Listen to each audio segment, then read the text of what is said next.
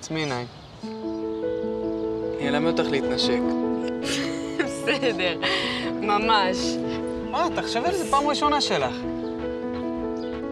האמת? שאני רוצה. אני ידעתי מההתחלה, בגלל זה ניסיתי את זה.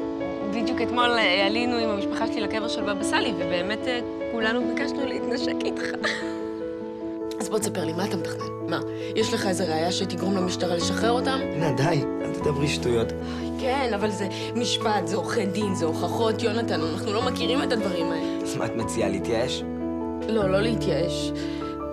ולהבין שלא כל דבר בחיים פותרים ביומיים עם איזה מבצע נועז ופצצת עשן של אוגו. יש דברים שאין לך השפעה עליהם, ואף אחד לא מבטיח לך שהסוף יהיה טוב. נעים מאוד, ניוטון. ניוטון? כן. נעים מאוד, אני גלילאו גלילי.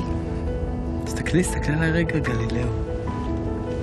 את אחרי מערכת יחסים ארוכה עכשיו. איפה אתה יודע?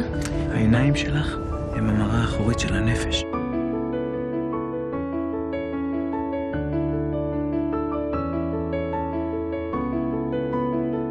טעיתי, נינה.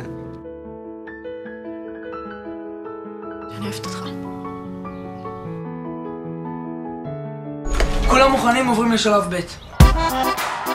טוב, על החיים ועל המוות. מה כבר יכול לקרות? מקסימום הוא יגיד לי לא.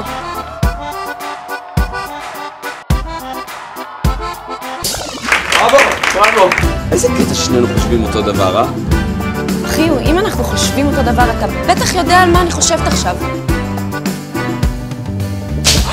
תראו אותי, אני דוד, יאו. יום שישי בערב, אני שוב פעם לבד, totally, יאו. אולי אני חקיינית ממש גרועה.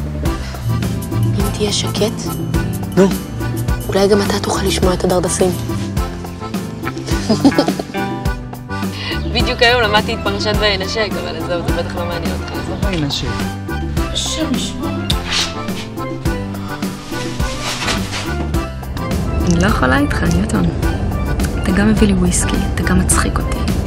בא לי בול עכשיו. מה, וויסקי? כן, גם הוויסקי, גם אמסטרדם, הכל. אין, אני הולכת לכבוש את אירופה הקלאסית. אני אומרת לך, אני 3 ימים מהיום פוסעת אגדות הדנובה, ואני בכלל לא זוכרת איך קוראים.